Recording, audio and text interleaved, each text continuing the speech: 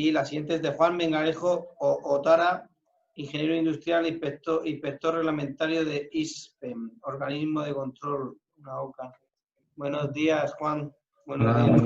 Juan nos va a hablar sobre el mantenimiento de los locales con riesgo de incendio y explosión. Juan, adelante y muchísimas gracias. Vale, perfecto. Voy a ir aquí la pantalla. Bien, pues nada, muy buenos días. Yo soy Juan Melgarejo, soy ingeniero industrial y trabajo en un organismo de control autorizado. Soy inspector de un organismo de control.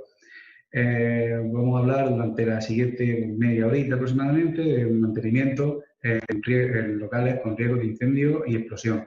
La particularidad que tienen estos locales es que son áreas delimitadas o locales, bien talleres, gasolineras, garajes, que tienen esa particularidad de que se puede formar una atmósfera explosiva o una atmósfera inflamable. Entonces, en cuanto a instalación eléctrica, sí que hay que seguir una serie de prescripciones o de mantenimiento para evitar, minimizar en la medida de lo posible el riesgo de incendio.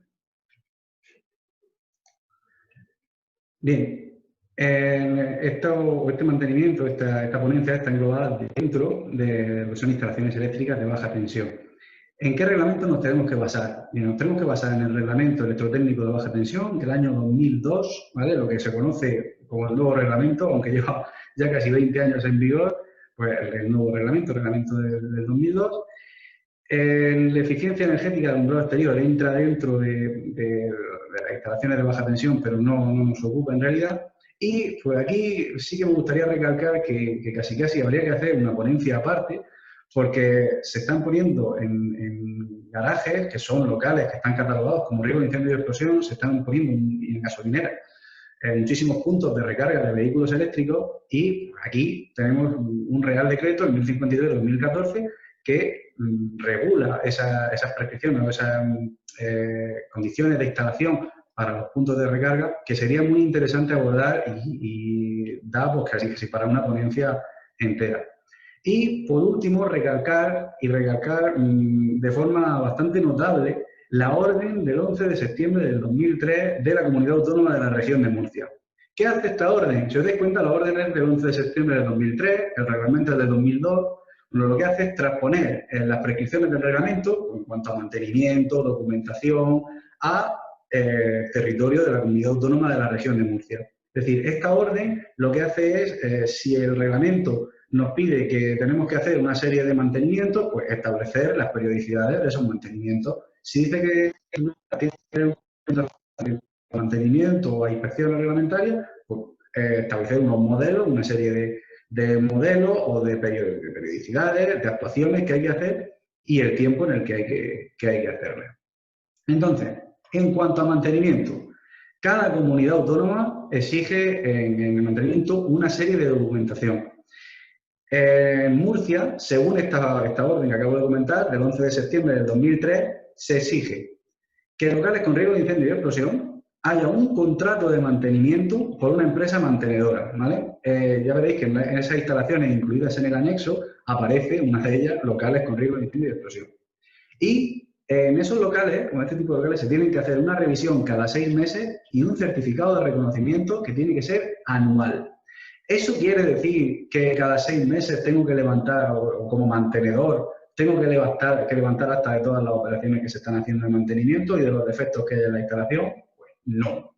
Lo que quiere decir es que cada 6 meses hay que pasar y hacer las comprobaciones necesarias de mantenimiento y de forma anual levantar acta. Eso sí. Instalaciones incluidas en el anexo. Tenemos aquí una pequeña muestra, locales con riesgo de incendio y explosión, quirófanos, sala de intervención, alumbrado exterior de más de 5 kilovatios y luego pues, están también locales de pública concurrencia. En fin, hay muchísimas tipologías de instalaciones incluidas en ese anexo de la orden del 11 de septiembre del 2006. Entonces, muy importante, a la hora de, tengo una empresa de mantenimiento de electricidad, soy electricista autónomo o trabajo para una empresa de mantenimiento.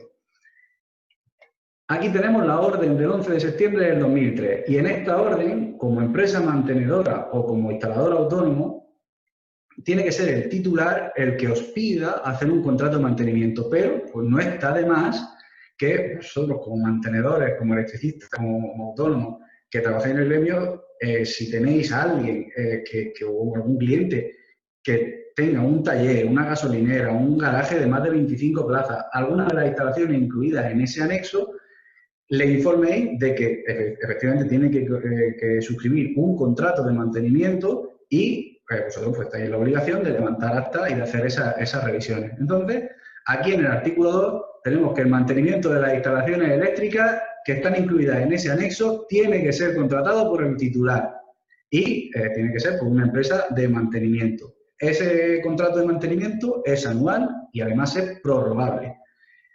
De forma tácita, es decir, si no se renueva y si no se da de baja y no se comunica nada, en principio seguiríamos con el contrato de mantenimiento y el titular está obligado a suscribir ese contrato.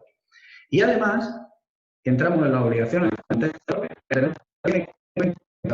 que notificar a industria en 15 días en las altas y las bajas de contratos de mantenimiento.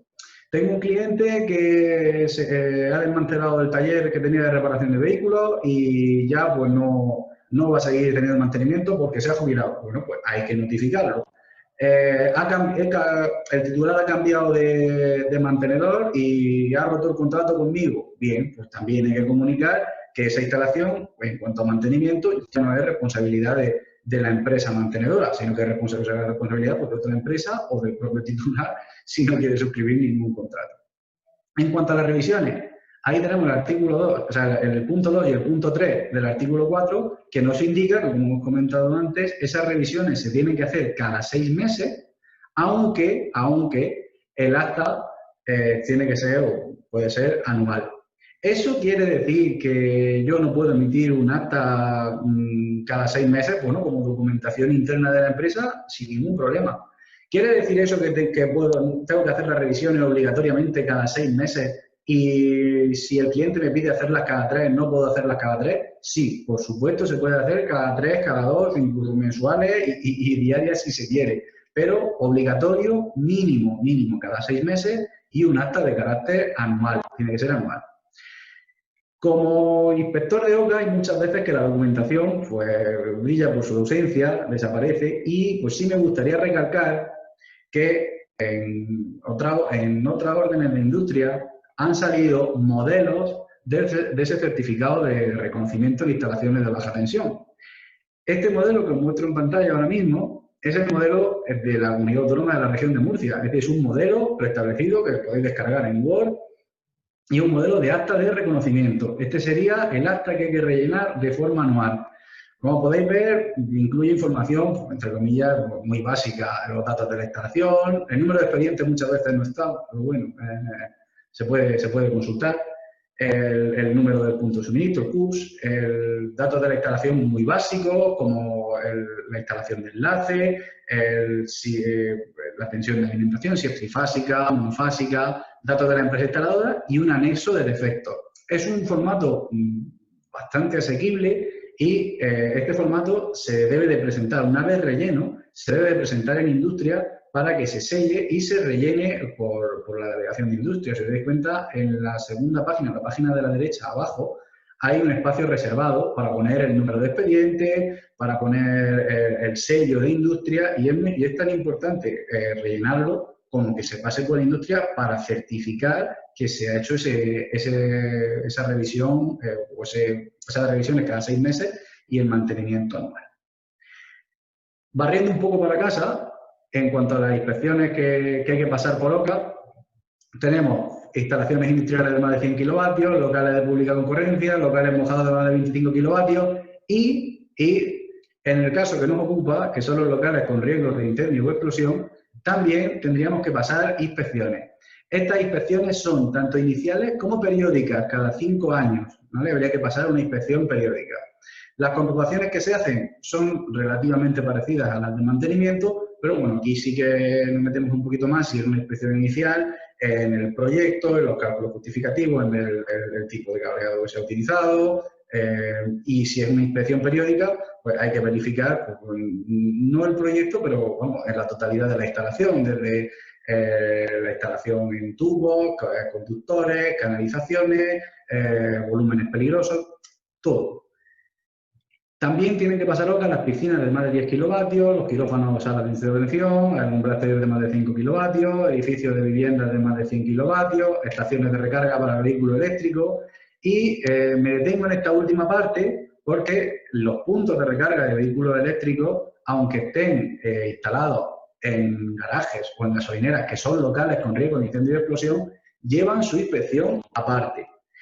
Quiere decir que si nosotros hacemos una inspección en un garaje o en una gasolinera, tenemos que hacer obligatoriamente el vehículo eléctrico. Debería de hacerse, podemos hacerla. No está incluido dentro del certificado de local con riesgo de incendio o explosión, pero tiene su propio certificado aparte y tiene su inspección aparte.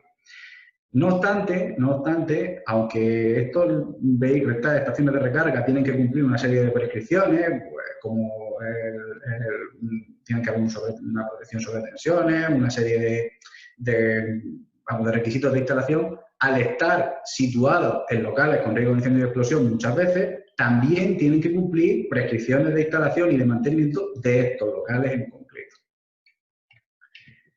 Bueno, ya que estamos hablando de locales con riesgo de incendio o explosión, ¿qué es un local con riesgo de incendio o explosión? Bueno, un local con riesgo de incendio y explosión, dentro del reglamento del año 2002, del reglamento del RGD del año 2002, hay una ITC específica, la ITC 29, que nos indica qué es un local con riesgo de incendio o explosión. Y dice que es un emplazamiento en el que existe un riesgo de explosión o incendio debido a la presencia de sustancias inflamables.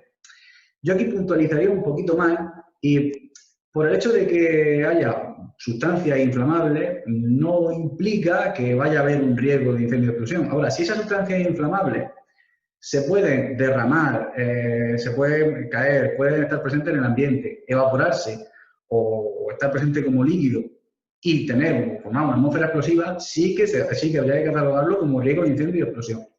¿De qué se trata? ¿De qué se tiene que encargar tanto los proyectistas como la mantenedora? Se trata de que los equipos, la instalación eléctrica, no sean la causa de provocar un incendio o provocar una deflagración en la instalación. Es decir, se trata de que el equipo eléctrico sea bien por su mantenimiento, por su clasificación, sea lo suficientemente seguro. Dentro de esos locales tenemos una subclasificación con dos grandes grupos. Locales de clase 1, que el riesgo está provocado por gases, vapores o nieblas, que si se mezclan con el aire pueden provocar esa deflagración o ese incendio, es decir, con la presencia de ese gas diluido hay una mezcla ya, una atmósfera explosiva o inflamable. Y clase 2, el riesgo está provocado por polvo en suspensión. Ejemplos de uno y ejemplos de otro. Pues en el caso de locales de riesgo de incendio clase 1, podrían ser, por ejemplo, garajes, estaciones de servicio, en el caso de un derrame o de un venteo de uno de los depósitos con gasolina o con vapores de esa gasolina o con la propia combustión de los motores de los coches, pueden provocar una atmósfera explosiva en un cierto volumen, en un cierto área. De clase 2, pues tendríamos, por ejemplo, fábricas de piensos que puedan tener algún tipo de polvo o algún tipo de polvo alimentario que sea inflamable, o fabricación, por ejemplo, de madera, carpintería de madera, que puedan tener serrín o polvo de serrín en el ambiente, que puede ser, en cualquier caso, pues, inflamable. Aquí tenemos un ejemplo.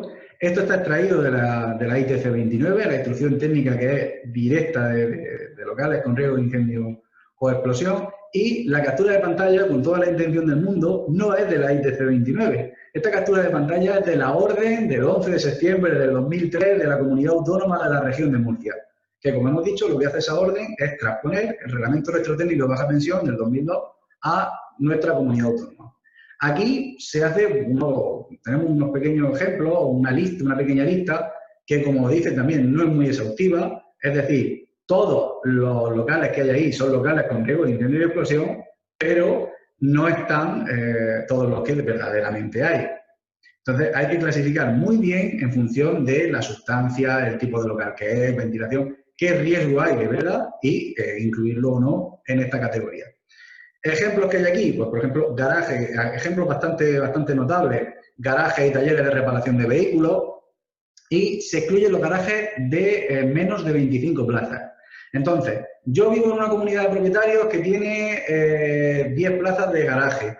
¿Es un local con riesgo de incendio y explosión? O no, no está catalogado como tal. ¿Tengo que suscribir contrato de mantenimiento? No. ¿Tengo que pasar una inspección? No, tampoco habría que pasar ninguna inspección.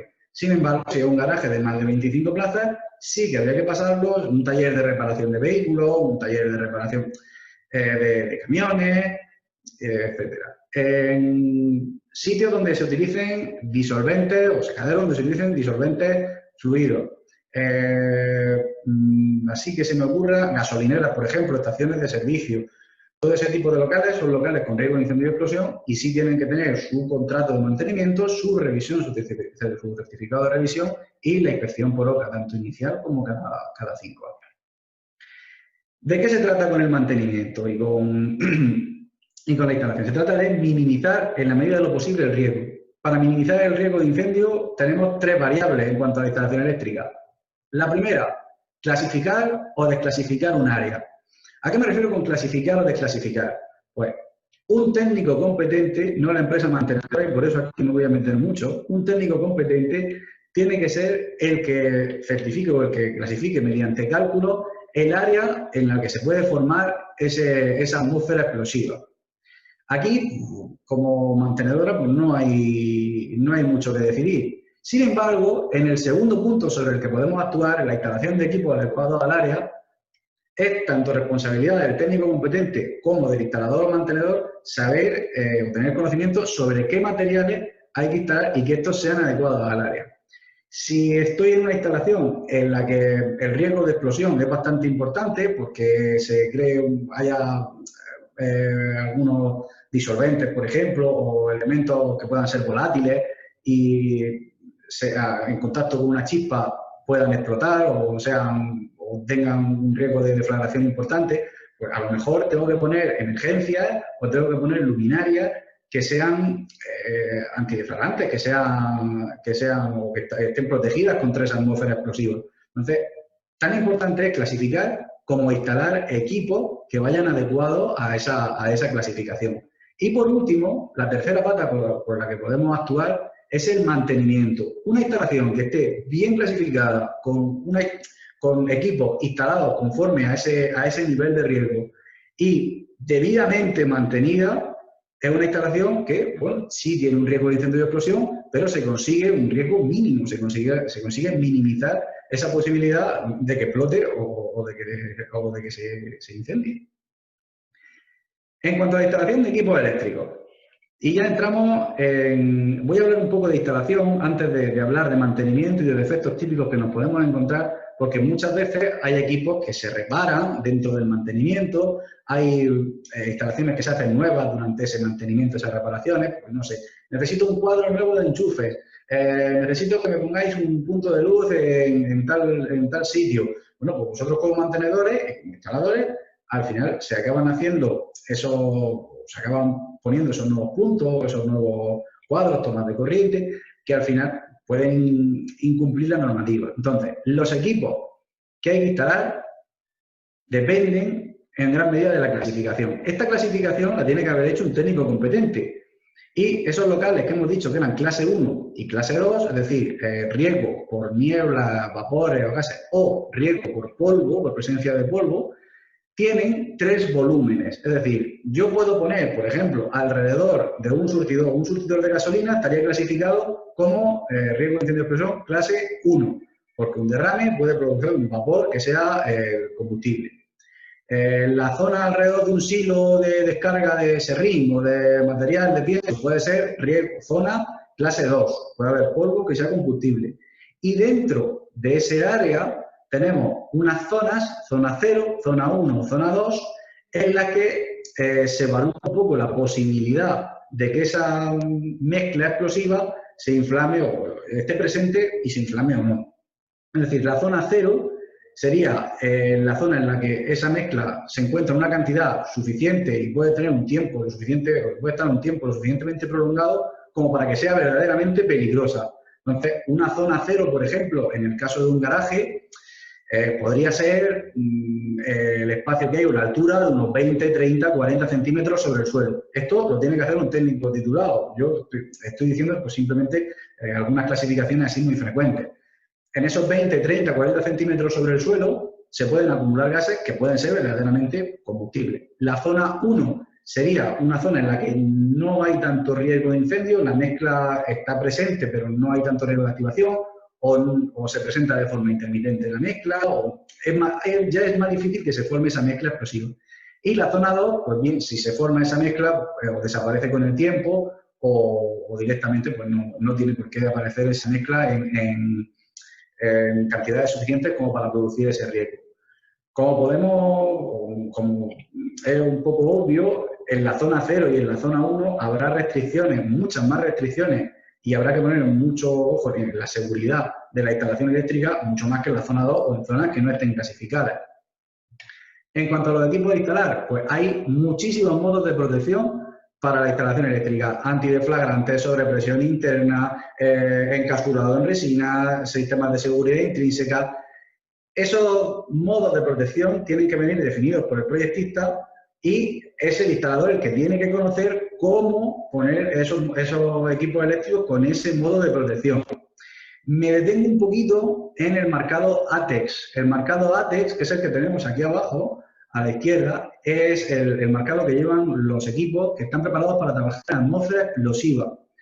Si la instalación tiene un riesgo de explosión importante, como pueda ser, por ejemplo, un surtidor de una gasolinera o una luminaria en algún foso de cables o alguna cosa así, que pueda tener una acumulación de gases importante y pueda explotar, los equipos tienen que llevar marcado ATEX. Y esto daría para otra ponencia, porque la parte del marcado específico es bastante interesante.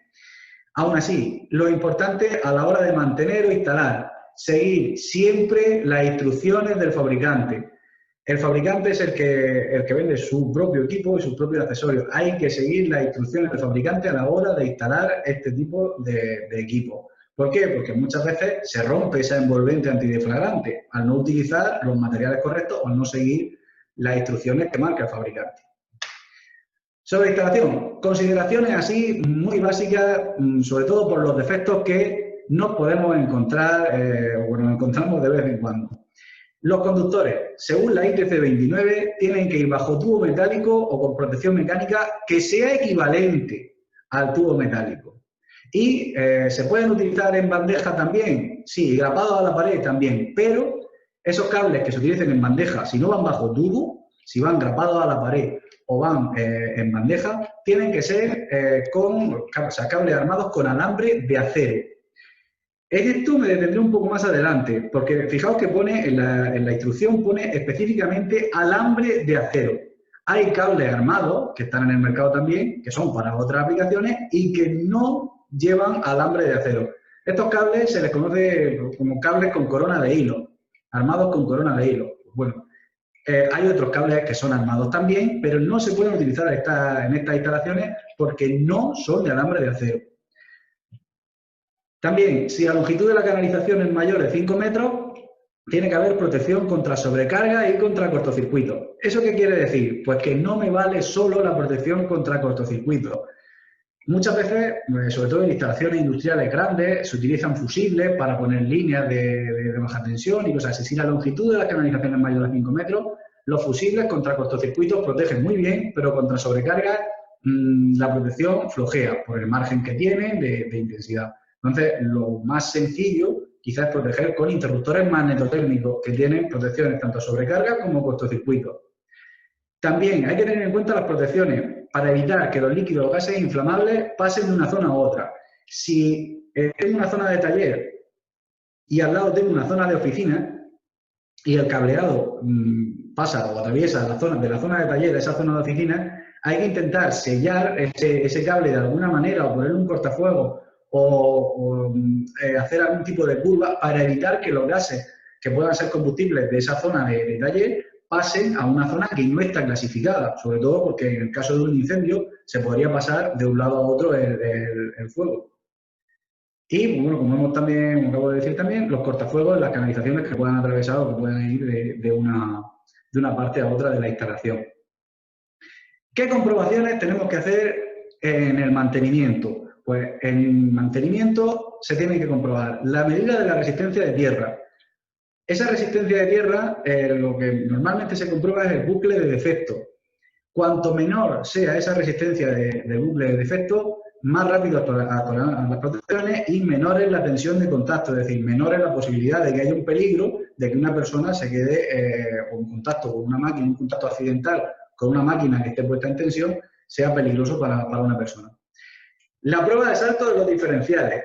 Eso es una guerra bastante importante porque probar los diferenciales no es darle al botón del test. Probar los diferenciales es llevar un equipo de prueba de diferenciales, un equipo multifunción, un equipo específico para probar los diferenciales, y esos diferenciales deben de actuar con la sensibilidad que tienen marcada o por debajo de esa sensibilidad. Es decir, si el diferencial detecta fugas de 30 miliamperios, que salte con una intensidad de 21, 22, 25 o incluso los 30. Y en un tiempo por debajo de 200 milisegundos. Hay que probar los diferenciales con un equipo específico provocándole fugas, porque el test puede funcionar, pero el diferencial no tiene por qué detectar esa fuga. Otra prueba que hay que hacer es la medida del nivel de aislamiento. Esta prueba, en muchas ocasiones, sobre todo entre fases, no se puede hacer con exactitud, no se puede hacer bien, porque para ello hay que desconectar la alimentación y desconectar el receptor. Muchas veces los receptores están conectados y entre fases se cierra el circuito por ahí y el aislamiento es muy bajo. No quiere decir que el cableado esté mal, quiere decir que no se está haciendo con propiedad. Pero entre fase y tierra normalmente sí se puede hacer. Y los aislamientos entre fase y tierra también nos pueden dar una idea de si el cable o la cubierta del cable está bien protegida o no. Un aislamiento en mal estado puede provocar fugas, puede provocar que el cable quede desnudo, crear un punto caliente y a partir de ahí provocar una ignición o provocar una explosión. Es muy importante la medida del aislamiento. Y luego pues, comprobar también la puesta a tierra de las masas de la instalación, puesta a tierra de las carcasas de los motores que pueden tener, de puntos metálicos que puedan quedarse accidentalmente en tensión, también tienen que estar a tierra. Muchas veces por vibraciones, por arranque de motores, paradas, esos latiguillos de tierra se sueltan. Pues hay que tener en cuenta que hay que verificar esas puestas a tierra. Y pues algunas comprobaciones que ya no son tan de ir con el aparato, con el polímetro, con el multifunción, y también son igualmente importantes. Estamos hablando de que queremos instalaciones selladas, instalaciones que no puedan producir deflagraciones, ni explosiones, ni nada. Bueno, pues las conducciones, los tubos, son casi tan importantes como el cableado. Hay que verificar que todos los tubos estén bien roscados, que todos los accesorios estén sellados y que sean accesorios acorde al tipo de tubo que estamos utilizando. En cuanto a arquetas, pues si hay arquetas y están en zonas donde se pueden acumular gases, si tenemos una arqueta de paso de cable, ese cable, por lo que sea, por humedad, por rotura del aislamiento, se rompe y tenemos gases acumulados en la arqueta, puede estallar, o puede inflamarse, puede incendiarse. Entonces, hay que cubrir también las arquetas con un material que no sea inflamable, por ejemplo, arena o cualquier material de espuma que no pueda inflamarse. Y el funcionamiento del alumbrado de emergencia. El alumbrado de emergencia al final es lo que nos permite que si en caso de que haya un accidente, un corte de electricidad, un fallo eléctrico, un fallo de suministro, de un incendio, nos permite que haya luz suficiente como para poder evacuar. El funcionamiento de la luz de emergencia es muy importante. Y ya pues, pasamos a la parte final de esta ponencia, en la que gracias a mis compañeros que han hecho un archivo fotográfico bastante importante, voy a mostrar algunos de los defectos típicos que nos encontramos en las inspecciones. Estos defectos los hemos sacado pues, de locales con riesgo de incendio y explosión que hemos visitado. Son defectos que luego ponemos en el informe y muchas veces pues, se nos llama, se nos consulta. ¿Qué quiere decir con esto en el informe? Bueno, pues vamos a hacer un pequeño muestreo con cosas que nos encontramos y que creo que son muy interesantes para reseñar. Tubos corrugados. Hemos dicho que los conductores tienen que ir bajo tubo de acero o de resistencia similar, resistencia mecánica similar. ¿Puedo utilizar un tubo corrugado para ponerlo del cuadro eléctrico a un receptor? No. ¿Y por el suelo? No. ¿Y si lo pongo por el...? No. ¿Vale? El tubo corrugado está muy bien. Y si no es propagador de la llama, tampoco. Se trata de que sea tubo de acero o con resistencia similar. No se puede poner un tubo corrugado para tirar un cable hasta un elevador o para ponerlo grapado por encima de la pared. Tiene que ser tubo de acero o con resistencia similar. Bueno, este cable también es armado.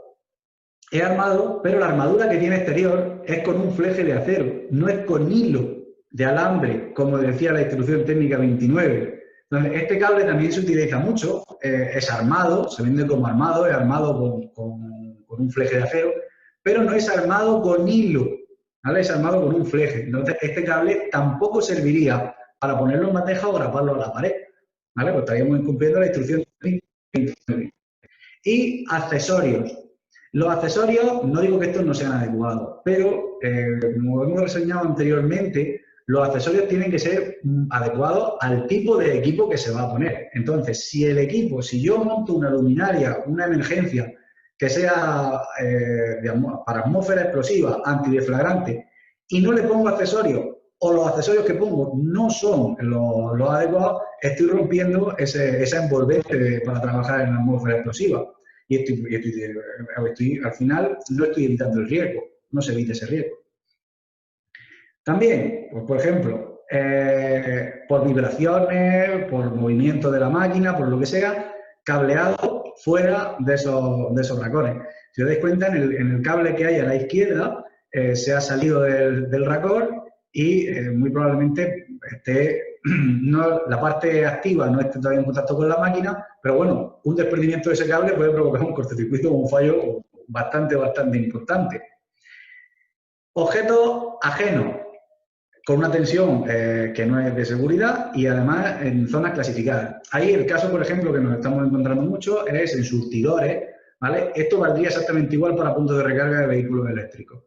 En surtidores o cercanos a los surtidores, normalmente la ingeniería o el técnico clasifica 1 metro alrededor, o 20 centímetros, o 30 centímetros, o 50 alrededor del surtidor, de forma que en ese área alrededor y a una altura de menos de, por ejemplo, 1 metro, 1 metro 20, 1 metro 50, no puede haber instalación eléctrica que sea ajena al surtidor.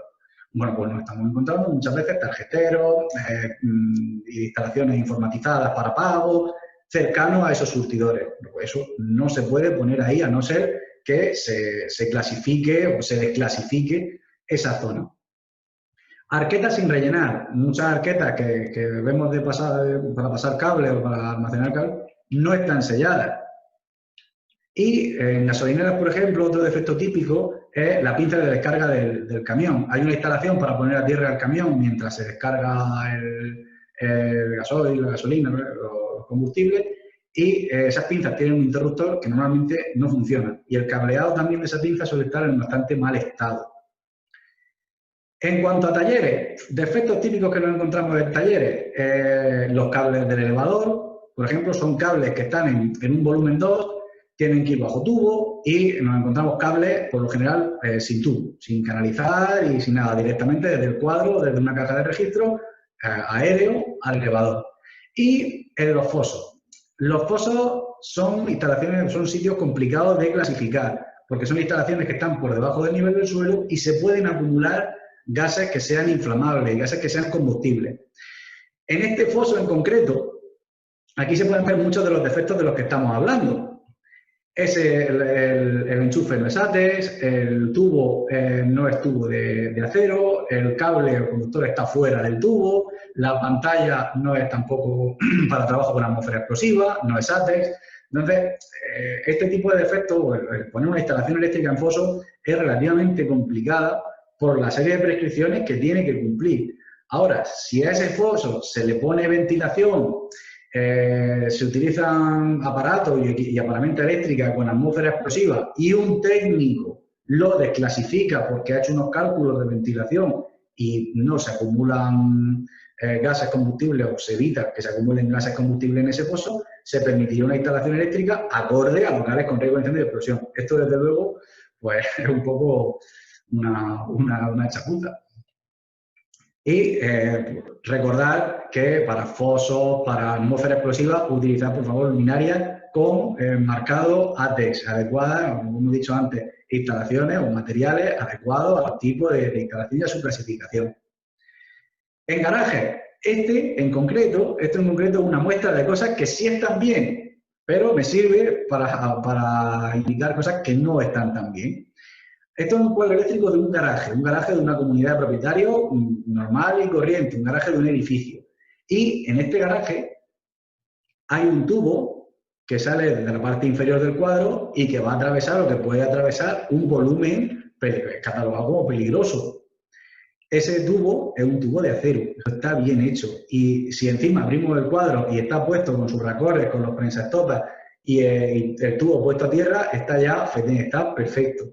Normalmente, ¿qué nos encontramos? Pues nos encontramos tubos de PVC o tubos corrugados o directamente el cableado saliendo de ahí a una instalación contra incendios que han hecho al lado, a un timbre o a una llamada para la puerta o algo así, que no está con un sistema de instalación correcto.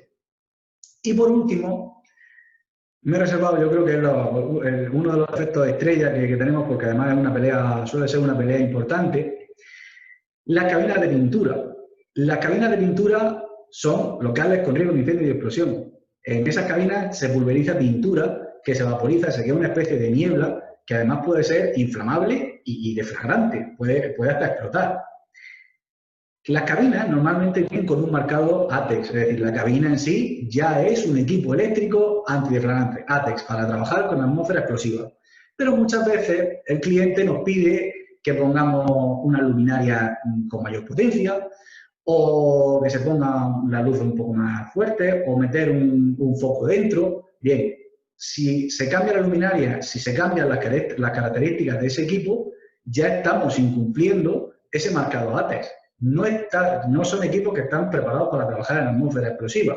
Entonces, por favor, mucho cuidado con las cabinas de pintura, que son muy peligrosas, y sobre todo cuando se cambia o se hace alguna modificación de la instalación interior de la cabina.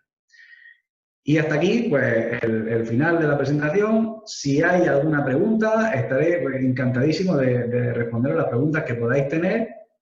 Y aquí, pues, la empresa en la que trabajo y en la que represento es Inspecciones del Sureste. Yo soy Juan Melgarejo. Aquí tenéis mi email y mi teléfono para cualquier pregunta o cualquier cosa que pueda surgir en cuanto a este tipo de locales.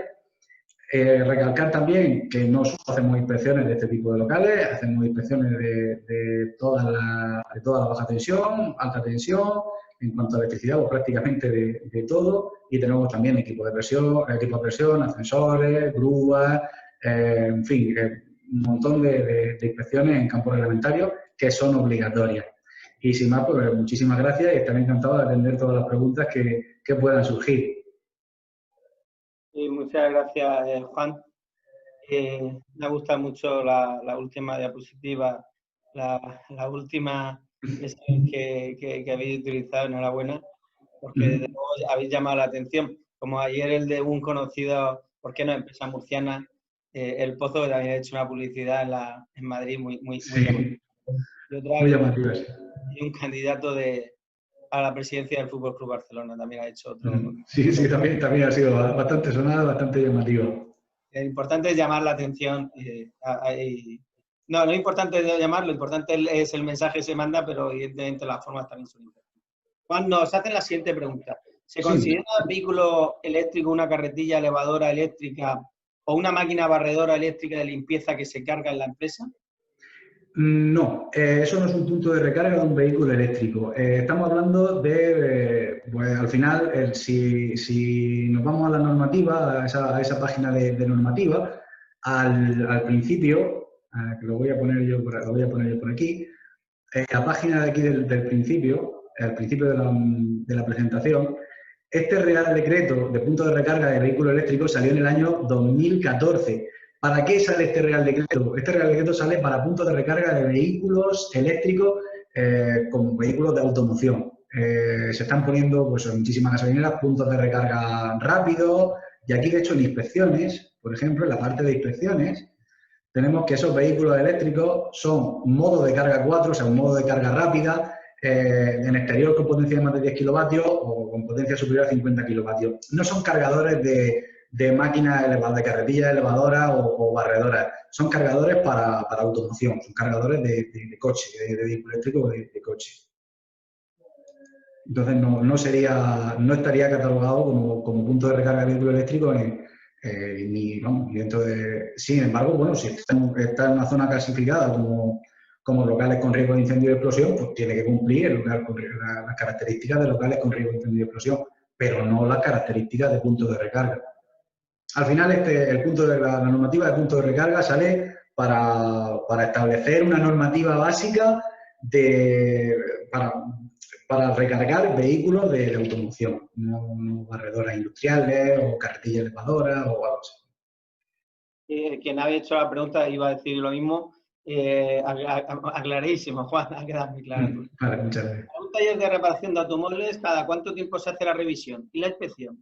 Bien, para un taller de reparación de vehículos, como hemos visto por aquí, tenemos el mantenimiento, la revisión tiene que ser cada 6 meses y el acta, el certificado de reconocimiento, tiene que ser anual.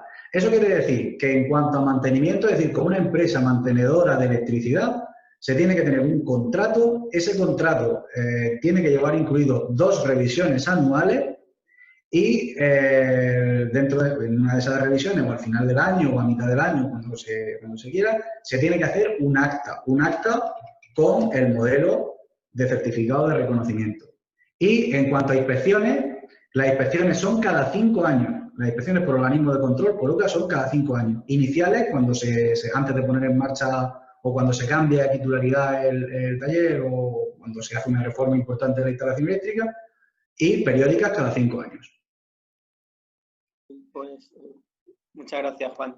Creo que no hay más preguntas. Si hay comentarios de que te felicitan por la información necesaria y clara que has dado y perfecto. Muchísimas gracias. Interesante lo que has comentado. Creo que no hay más preguntas. Juan, ¿quieres comentar algo para finalizar? Bueno, sí, espera.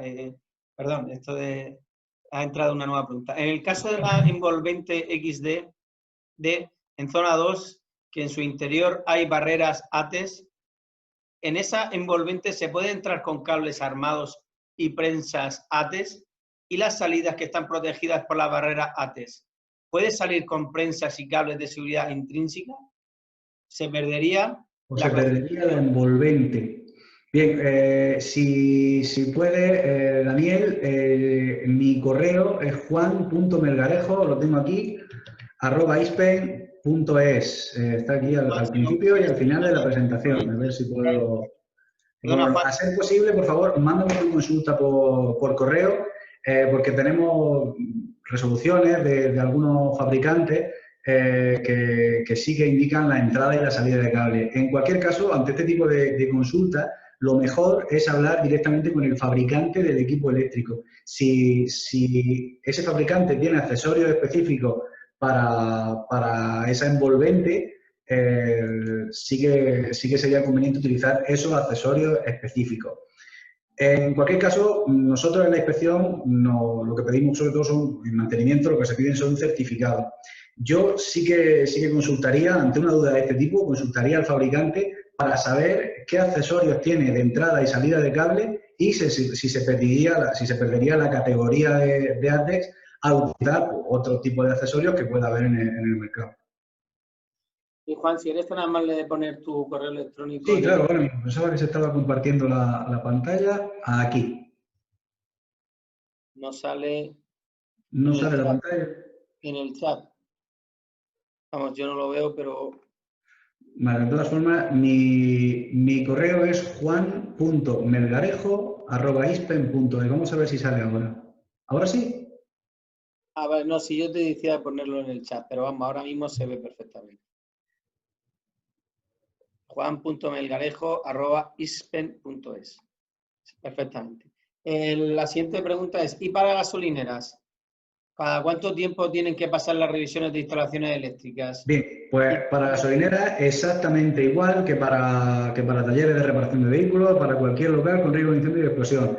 Tiene que tener contrato de mantenimiento, bueno, 2 veces al año tiene que pasar, cada 6 meses mínimo hay que pasar una revisión. El acta de mantenimiento tiene que ser anual y OCA cada 5 años. Inspección por OCA de la instalación eléctrica cada 5 años. O sea que al final siempre, para todos los locales, es prácticamente lo mismo.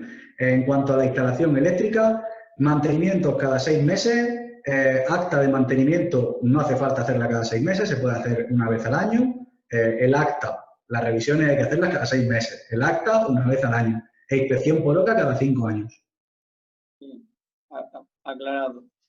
Creo que no hay más preguntas, Juan. Vale, perfecto. El electrónico se ve en el chat, o sea que tienen. Y no obstante, cualquier tipo de duda también se puede dirigir a la FREN para que se la hagamos llegar a Juan.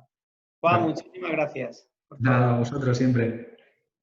Bueno, y aquí finalizamos la segunda jornada de talleres y demostraciones prácticas. Aquí finalizamos lo que son las charlas, pero no lo que es la exposición, porque la exposición sigue abierta hasta el 22 de diciembre, hasta las 12 de la mañana, que la cerraremos y la clausuraremos con un sorteo de todas las donaciones hechas por los stands. La última charla, la de Víctor Jiménez Tortosa, director médico de la Clínica Cuidado y Salud, la colgaremos y la tendrán a su disposición. Una charla muy interesante y podrán verla con tranquilidad en el vídeo.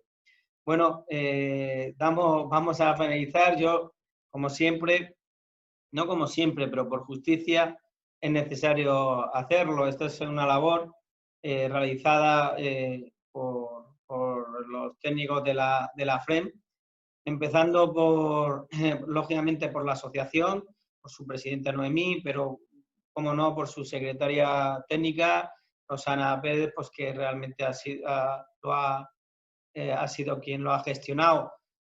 Posteriormente, por circunstancias, lo ha cogido y lo ha coordinado extraordinariamente María José Aragón, que todos ustedes la conocen, y que ha sido la labor, pues bueno, de esa labor fundamental que es de coordinar entre todos los ponentes, están, etcétera, etcétera, y que ha tenido la ayuda fundamental y esencial de compañeros como José Meseguer, Manuel Lorenzo, Gracia Morata, que ha llevado los stands, es decir, que todo el equipo humano de la federación pues ha puesto a disposición a sus asociados para que tuviéramos una feria que no perdiéramos la oportunidad de hacer una feria por culpa de la pandemia.